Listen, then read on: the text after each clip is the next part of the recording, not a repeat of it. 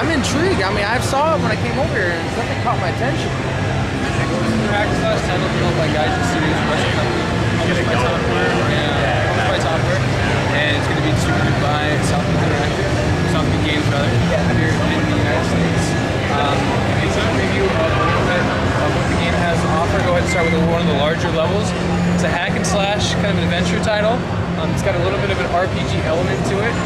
It's not too big.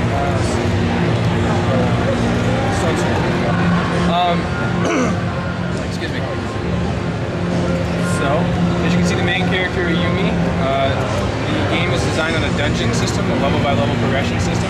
Obviously, it's a hack and slash element, similar to a lot of the other games you see, God of War, Devil May Cry, things along that nature. The little differentiation factor that kind of sets it apart from the other games in the genre is the overall pace of the game.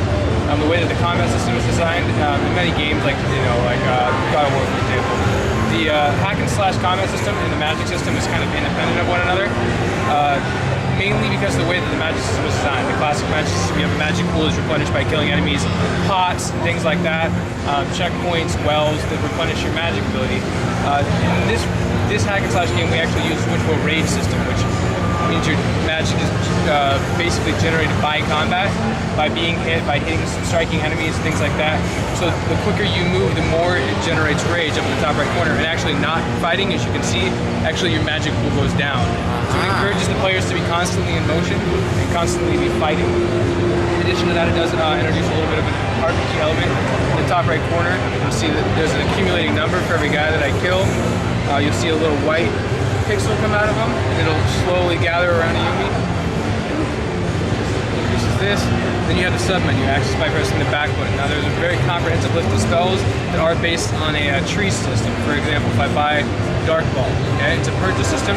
So you have a pool of points, then you have spells, you upgrade bullets, things like that, upgrade physical abilities, even buy the equivalent of pots, items, during combat, the price of which goes up exponentially as the game increases to make it more and more difficult to use them. Not to mention, you have a set pool of points, so you have to decide how to distribute. If you spend a bunch of points on pots, then obviously you're not increasing. You're not going to be as strong as you are probably later on. Exactly, and you don't get a chance to really experience the game. So, but the tree system, for example, if I purchase Dark Ball, bind it to one of the 4 action buttons, which is Y, B, and the 2 left bumpers. We'll go ahead in this case, bind it to the right bumper. Bound unleashes Dark Rage. So now it is a tree, it's a progressive system. So the player has the option of what elements they really want to, path they want to take, as far as what elements they want to concentrate on. And it also makes it so you can't just save up and buy the most powerful of each magical tree. You need to go through these steps in order to acquire. So it has that progressive feel to the game. Whereas as the player goes through the game, it's unfolding, it's expanding, they're earning things throughout the game. So, you know, it's that reward, that incentive system to continue to play, continue to take the time to level up, to acquire the necessary souls in order to unlock everything that the game has to offer. So that's kind of a general idea of the combat system. I'll load. This is one of the levels that I like to use for the demo. It's one of the smallest levels in the game, if not the smallest. Just this tiny little room right here. But the reason I like to use it is it's just a wave of enemies that just continues to spawn for a decent amount of time. So it gives you kind of an idea of the pace of the game. In addition to that, it does have a shooting element to the game, which is seamlessly transition between the hack and slash, magic, and the gun portion of the game. So I'm gonna say I like the look how it's kind of very similar kind of anime. It's got an anime manga feel to it, obviously. Give me ideas. Let's go ahead. Give me an idea what the cinematics look like. Obviously, the game, you know, the textures for the environment are fully rendered. Yumi yourself has a little bit of that manga anime feel to it. The cinematics, though, are basically pure anime manga. Which you can see as it loads up at the beginning here. It's fully rendered in a manga anime style.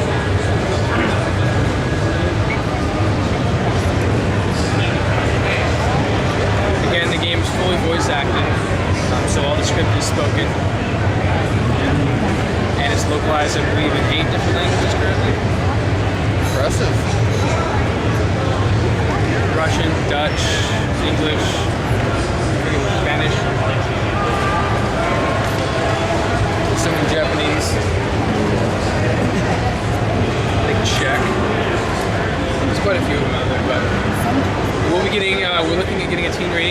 in the United States. We'll be releasing, I believe Southpeak's preliminary release date for the time being is January 6th, 2009. So just after cruise the holiday season, just after the time of the year.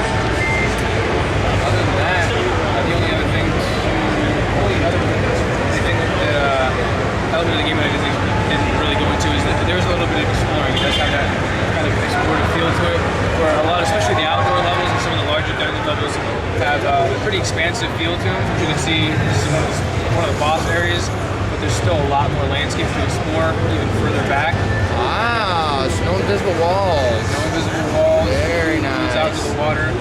So it gives you, that explorative feel to it, and part of that is wrapped up with the game. There are items to collect throughout the game.